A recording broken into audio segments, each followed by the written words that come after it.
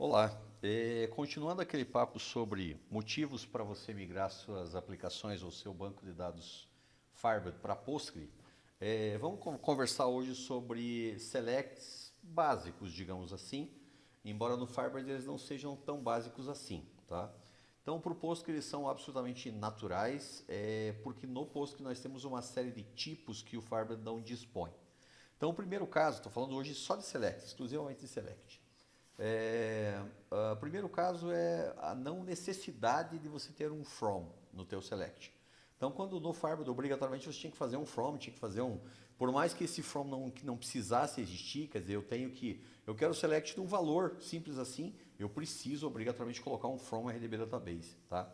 Então, o problema disso, então, ou a desvantagem disso, é que você não consegue inventar valores. Então, por exemplo, ao invés de uma linha, como é o caso do RDB Database, eu preciso retornar 5 linhas. Putz, já me quebrou. Então eu vou ter que fazer um join ou fazer um select numa tabela que eu tenho certeza que tenha 5 registros para conseguir não pegar nada daquela tabela. Então, quer dizer, então é complicadinho, né? Então isso não é necessário no Postgre. Eu simplesmente select valor, ok, já é o valor, sem menor problema. Então eu posso selecionar quantos valores eu quiser sem a necessidade de ter from na minha instrução. Continuando, além do não existir o from, vamos pegar esse select aqui, executar esse select aqui. O que nós temos de interessante nele? Então, o primeiro caso é o select valor simples, ou seja, aspas, um valor e aspas de novo, mas esse valor eu quero que ele seja convertido, eu quero que ele seja feito cast nele, né? Então, vamos inicialmente fazer um cast dele como small int. O cast no Firebird, que você está habituado, é escrever, né? Cast o valor, então aqui você escreveria cast o valor, blá blá blá, as small int, né? Então a vantagem de você utilizar o duplo dois pontos é que, primeiro, ele é menos verboso, você tem que escrever menos texto, portanto, mais simples de escrever.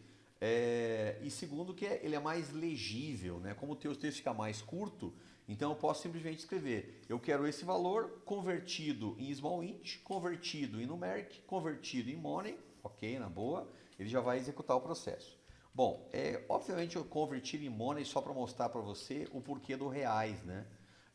Então, o reais por quê? Porque quando eu coloco lá aquele money, quando eu converto ele em reais, qual é a vantagem dele?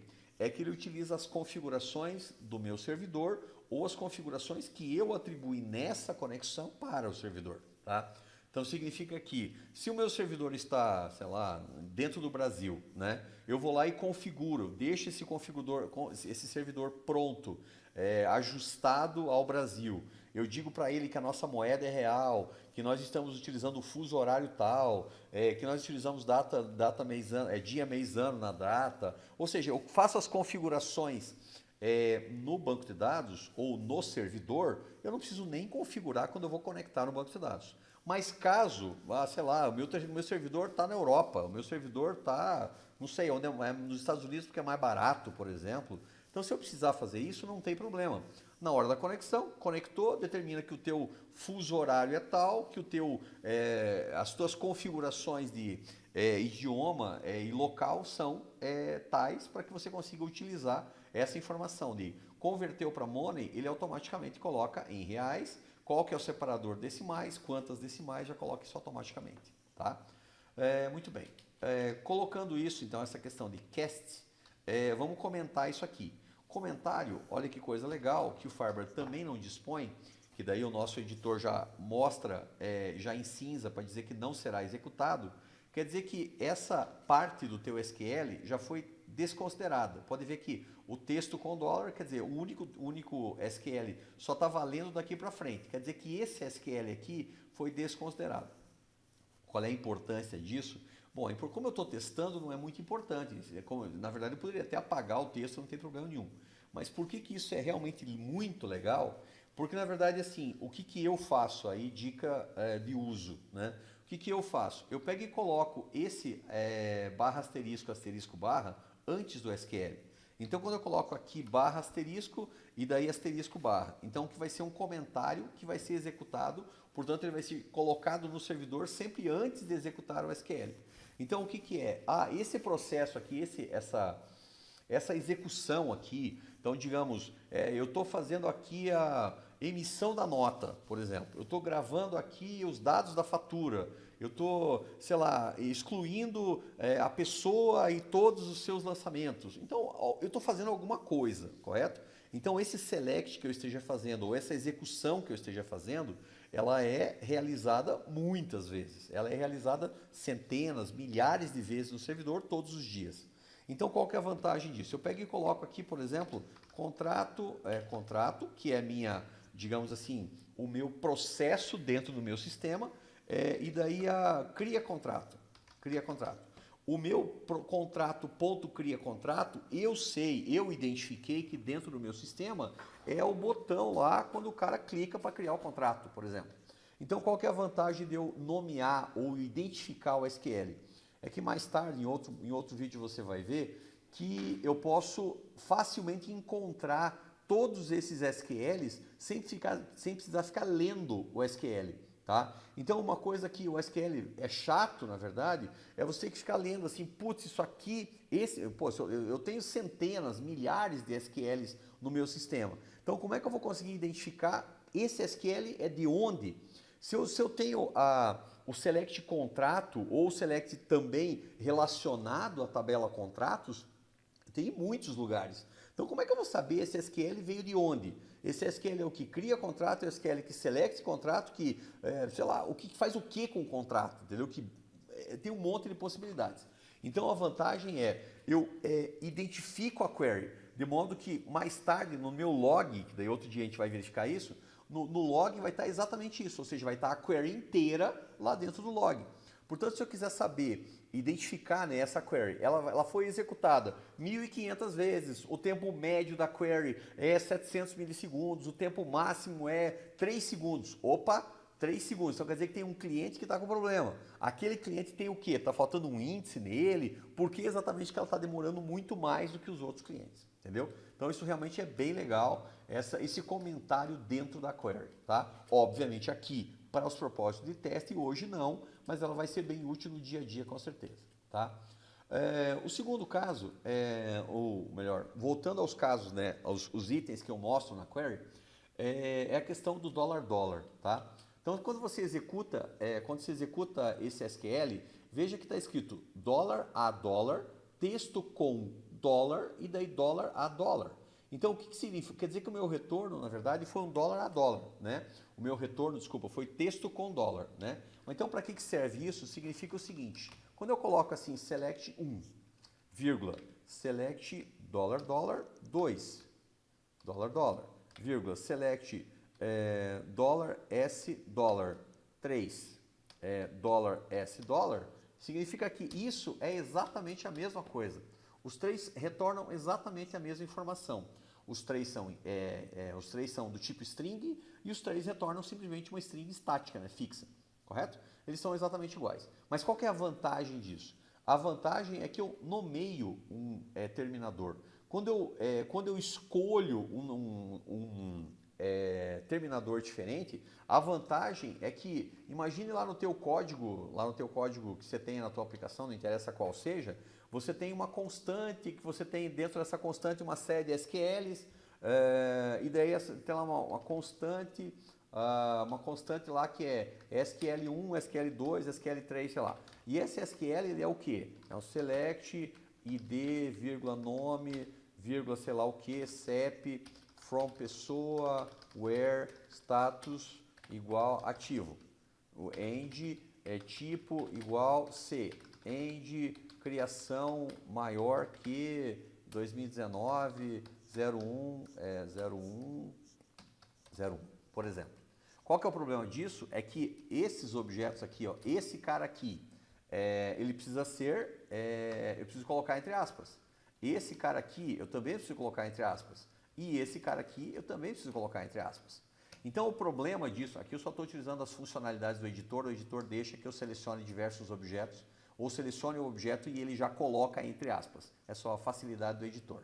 Mas o que eu teria? Eu teria que ter um aspas lá no início e um aspas no final. Então quer dizer que esse ativo eu vou ter que colocar mais uma aspas, mais uma aqui, mais uma aspas no C e assim sucessivamente. Então a chatice disso é que eu tenho que ficar, agora eu coloquei, tá tudo certo, agora a minha string vai funcionar. O problema é que quando eu coloco ela de volta para cá, ou seja, eu coloquei na aplicação, agora eu trouxe de volta para cá, eu tenho que de novo tirar essas aspas. Ah, então tira aspas duplas por aspas simples. Mas aí vai ter o problema ainda lá, em alguns lugares no Firebird, que você tinha uma procedure que tem um texto que chama outro texto dentro, um execute block que tem outro execute block dentro.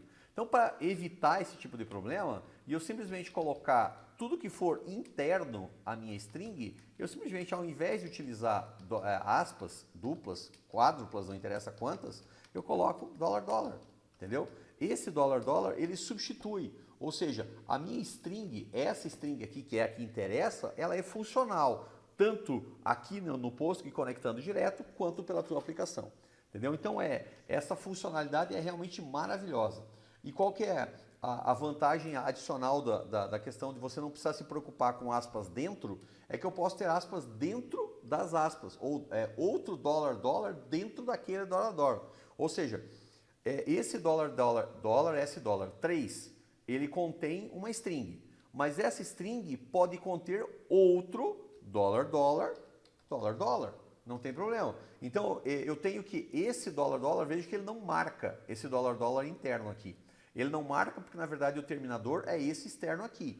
Então, quando eu for retornar, veja que aqui ó, ele vai retornar um $, $3, né? Então, esse $, $3, ele vai ser enviado para a aplicação como uma string $, também. Então, se você precisar colocar uma string dentro da outra, sem o menor problema, é só você ir nomeando essas strings de forma diferente, colocando $A, $B, $C, e aí o que eu faço é para que eu não tenha a possibilidade de ter uma duplicidade dentro da string, né? Quer dizer, que eu não tenho um terminador dentro da string, eu coloco um terminador mais complexo, né? Então, se eu tiver um ABC aqui, por exemplo, ABC, é muito pouco provável que eu tenha $ABC dentro do meu texto, entendeu? A ideia é não ter, obviamente não ter esse terminador dentro do texto, senão ele vai quebrar a tua string, correto? Coisa que aconteceria se você tivesse aqui, né? Se eu tiver um $, aqui dentro, ele quebrou a tua string, correto? É esse o caso. Muito bem? Então, continuemos o processo. Se a gente tiver, vamos colocar agora esse comentário para cá e vamos falar sobre null, né? O que acontece do null? Por que eu coloco ele aqui como importante? No Firebird, você tinha, quando você fazia select null, select para um valor qualquer e você precisava retornar nulo, você precisava fazer um coalesce e ele retornava nulo, qualquer coisa assim, não tinha problema, digamos assim, porque os tipos são bem limitados, digamos assim. No Postgre, a gente precisa, ou é um conselho, que sempre que você tiver que retornar null, você tipe esse null, você faça ele um cast nesse null. Então aqui, ó, mostro para você o que o Postgre identificou como aquele null ali. Ele não tem como saber esse cara aqui é null de quê. Então ele é null, mas ele podia ser null de string, podia ser null de integer, podia ser null de JSON, podia ser null de interval. Ele podia ser null de qualquer coisa, né? Então, como ele não tem certeza, ou ele não tem como identificar, na verdade, o tipo do objeto que você está falando, então você tipe esse objeto, entendeu? Então, esse valor aqui, esse valor que eu quero retornar, se eu retornar ele tipado, então sempre aquele nulo, o nulo será um objeto do tipo, né? Será um valor, né? Do tipo integer, mas integer com valor nulo, correto? Então isso é bem interessante, na verdade veja que na aplicação em alguns casos vai funcionar, em alguns casos não vai funcionar. Então isso é uma questão de boas práticas. Quando você tiver um select null dentro da aplicação, tipe esse select null, defina ele como tipo que você espera, daí você não vai ter problema nenhum, correto? Inclusive, já pensando nisso, já tem essa função typeof, que no Firebird não existe, que é o caso de para que serve, né? Então, quer dizer, para que serve essa função? É para você determinar que esse objeto é de que tipo, exatamente, né? Então aqui é o que é o caso. Então ele era do tipo null, mas eu quero que ele seja do tipo integer. Então tá. Então isso funciona para qualquer coisa, né? Se eu pedir o type of dessa próxima aqui, quer dizer, essa próxima aqui 1 igual a 1, obviamente isso aqui é um boolean, né? Então se eu fizer type of de 1 igual a 1, obviamente é um boolean, correto?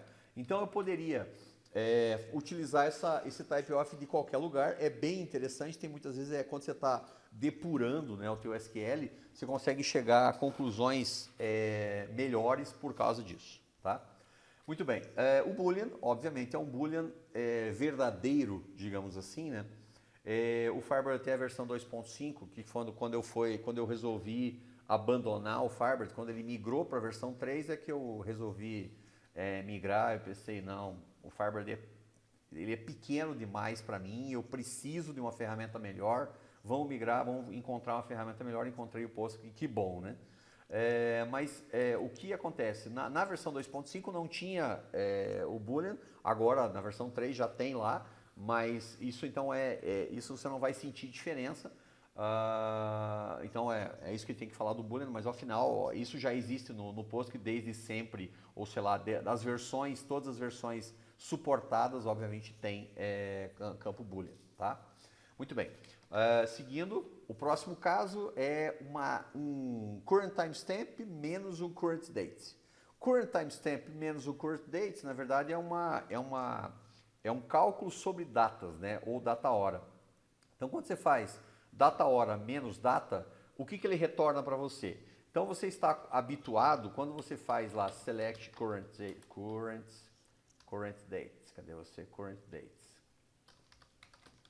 Oh meu Deus. Menos 5, correto? Menos 4. Quando você está fazendo isso, você está habituado, na verdade, ao que o Firebird responde, basicamente, bom, hoje é dia 15, então 15 menos 4, então dá dia 11, muito bem? Então isso responde, isso funciona, né? Só que ao invés do 4 dias, na verdade eu não quero 4 dias, eu quero 4 horas. Como é que você faz no Firebird para fazer um cálculo? Eu quero a hora agora, né? Então ao invés de trabalhar com current date, vamos colocar com current timestamp. E esse timestamp aqui eu quero colocar no lugar desse. Então, se eu fizer current timestamp, mas ao invés de 4 horas, né? Então eu quero colocar menos 4 entre aspas. 4 entre aspas, ele vai entender? Não vai entender. Na verdade, ele não tem ideia do que você quer dizer com esse 4, tá? Mas se eu disser que isso aqui é um intervalo, ele é um intervalo, mas ele é um intervalo do quê? Então, esse 4 é 4 minutos, 4 anos, 4 segundos, ele é 4 o quê? Então, se eu disser aqui, se eu fizer simplesmente current timestamp, agora, current timestamp menos 4 horas, tá? Então, tá lá os valores, Então, se eu tenho lá dia 15/7, 0 hora, então aqui na verdade já é meia-noite e pouquinho, então é 15/7 às 20 minutos da madrugada. Isso e current timestamp, então, ou seja, os mesmos 15/7 menos 4 horas, vai dar consequentemente o dia 14 às 20 horas e 19 minutos. Então isso é bem simples de você fazer. Ou seja, vamos imaginar assim, quando você tem duas data-hora. Duas data-hora e eu quero fazer esse cálculo simples entre elas. É simplesmente uma menos a outra. Simples assim. Uma menos a outra já retorna a diferença entre elas como um campo do tipo interval. Um campo do tipo interval, obviamente ele sendo do tipo interval, ele tem uma série de coisas que o campo data-hora ou os extracts da vida não conseguiriam fazer sozinhos. Então no Firebird você precisaria fazer, eu extraio a data, mas daí da data eu pego quantos dias, mais daí aquele dias multiplico por 24, multiplico por 60 para saber quantos minutos, pego a quantidade de horas, multiplico por 60, pego a quantidade de minutos, entendeu? Então esse problema você não precisa aqui, você não tem aqui. Aqui você já tem, na verdade, quando você faz o cálculo de uma hora menos um intervalo, já é a hora de imediato. E quando você faz hora, ou na verdade data hora, menos uma data, ou seja, cálculo entre duas datas, já é o intervalo. Então, sendo o intervalo, veja, o current timestamp menos o current date deu 21 minutos. Por quê? Porque na verdade hoje é 15/7 às 21 minutos. E o current date é 15/7, obviamente 0 minutos. Né? Então isso quer dizer que eu tenho só 21 minutos. Portanto, a partir disso eu conseguiria fazer qualquer cálculo. Eu poderia fazer assim, qual é o tempo em minutos, qual é o tempo em segundos, qual é o tempo em horas, qual é o tempo... Eu posso fazer dele, eu posso fazer um extract, eu posso fazer um epoch. Epoch, na verdade, é uma das partes do intervalo que vai responder para você o tempo em segundos a partir lá da data Unix, né, que é 1970, correto? Então, tem uma série de formas, na verdade, para facilitar o processo de trabalhar com data-hora e nesses cálculos de data-hora, nessas coisas que você precisa fazer no dia a dia, sempre trabalhando com data-hora, correto? É esse o caso. Muito bem, então aqui, obviamente, o próximo caso aqui é só retornando o data-hora, né? Então o data-hora, então aqui eu simplesmente o current timestamp menos 30 minutos. Era um exemplo que eu acabei, na verdade, de comentar, então não é mais necessário. O próximo caso é range. Range serve para quê exatamente? O que é um range? Range, na verdade, quando você... O range é faixa, né, de dados. Essa faixa de dados ela pode ser integer, ela pode ser small int, pode ser big int, e ela pode ser data, pode ser data hora, correto? Então, para que serve? No Firebird, então vamos imaginar de novo, eu preciso saber select asterisco from qualquer coisa, tabela, where início é maior que início, end final, não, end data, então, data maior ou igual a início, end data menor igual a final, correto? É mais ou menos isso que você precisa fazer. Qual que é o problema disso? O problema é que, primeiro, você tem que ficar sempre utilizando dois operadores. Você tem que ficar, o data seja maior do que o início e o data seja maior do que o final. Segundo, você tem que sempre se preocupar que o início obrigatoriamente seja maior do que o final. Pode ser que ele não seja. Terceiro, quando você quiser comparar dois inícios e dois finais, então quer dizer, eu quero saber se o início e o final do primeiro registro intercalam com o início e o final do segundo registro. Putz, aí já quebrou, entendeu? Então tem uma série de coisinhas que você precisa fazer quando você está trabalhando com data, que quando você pensa num date range é muito fácil, né, de você fazer. Por quê? Porque quando eu penso assim, esse range, essa data aqui, esse período, né, de datas, ele vai do intervalo de 1/1 de 2019 a 5/1 de 2019, tá? E veja que tem um colchetes aqui no início e um parênteses no final, tá? Aí a definição do objeto, a definição do valor, tá? E isso é uma coisa muito legal que você pode pesquisar aqui o banco, ou melhor, a documentação da SQL é maravilhosa, então se você... Range types, aqui ó, range types, ó, esse cara aqui, ó. Se você procurar aqui no Postgres, você vai ver que você tem explicação para tudo, ele é maravilhoso, você consegue resposta para tudo que é coisa.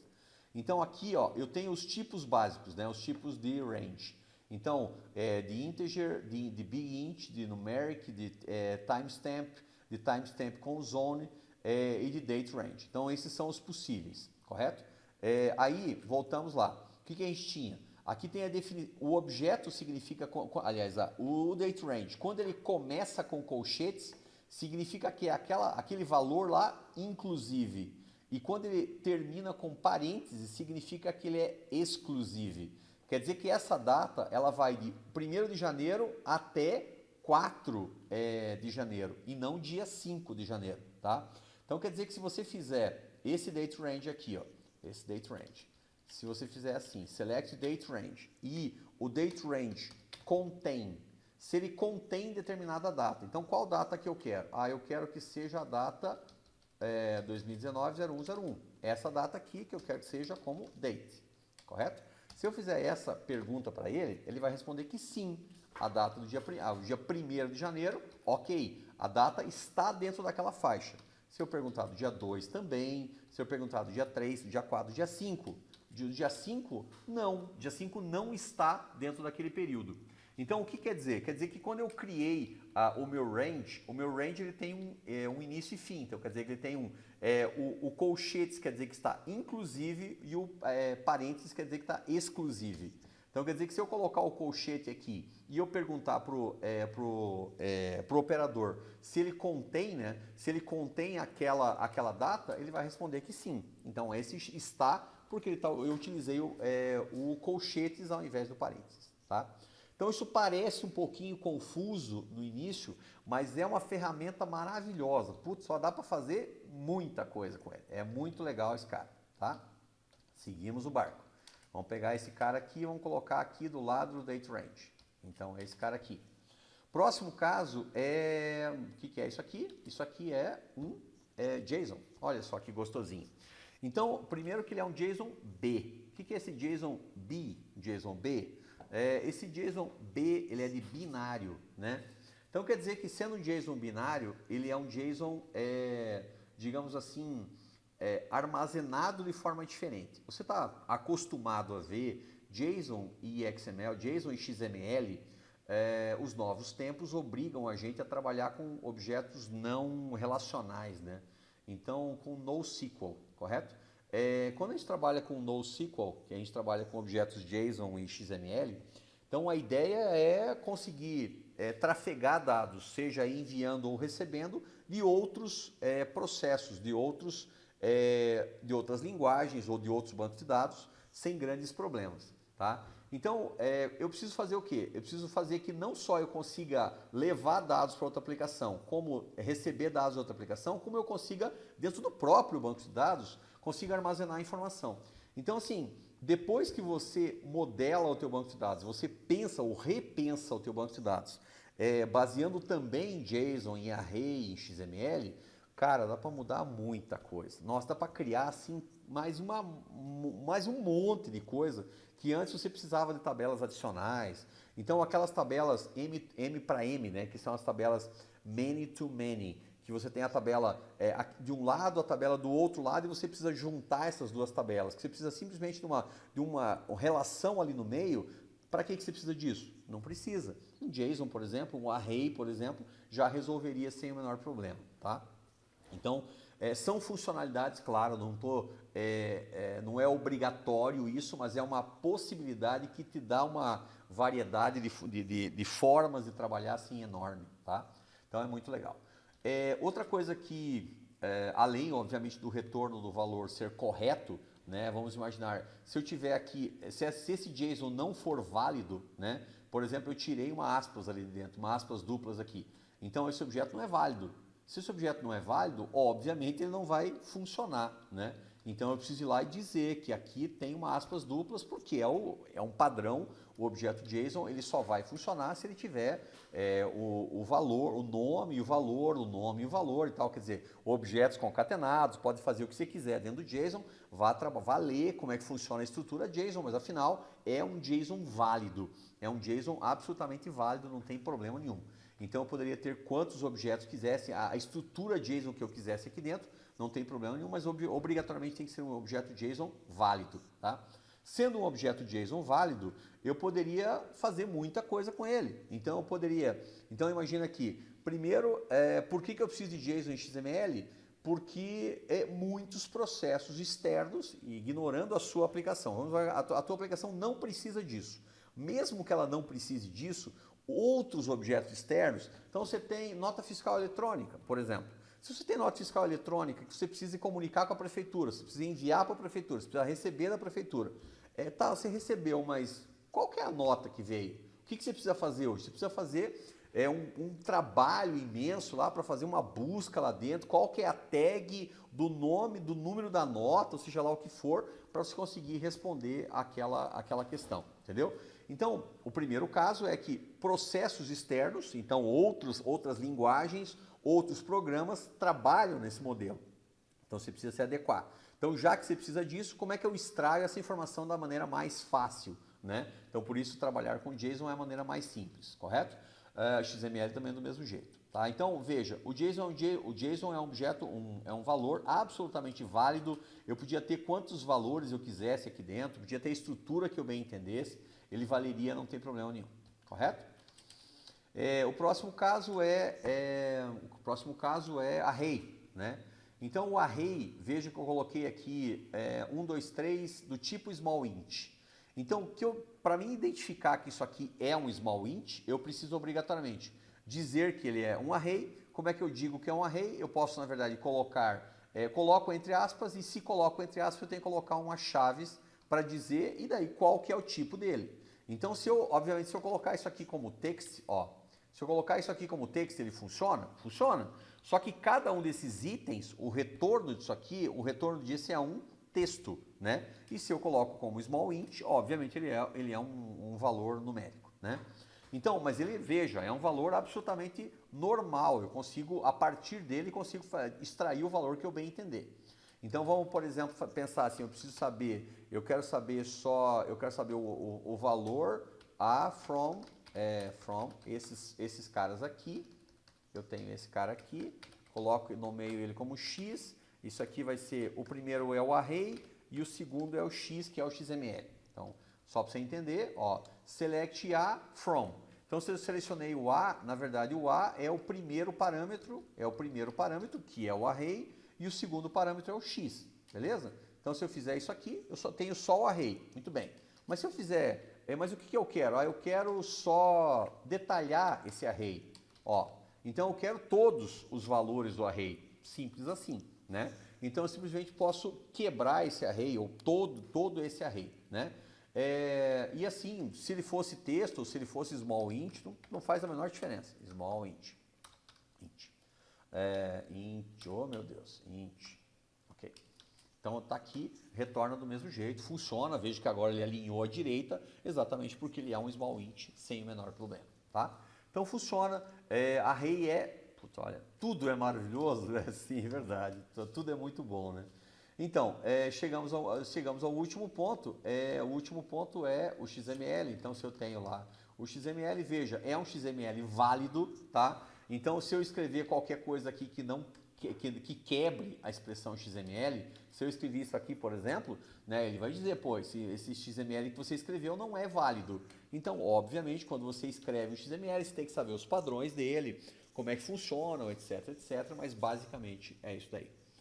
Entendido por hoje? Então é isso mais ou menos. Tem muita coisa para conversar, bastante coisa mesmo, mas isso aqui só sobre SQLs básicos, não tão básicos assim para quem trabalha com Firebird, mas usuais para quem trabalha com Postgre.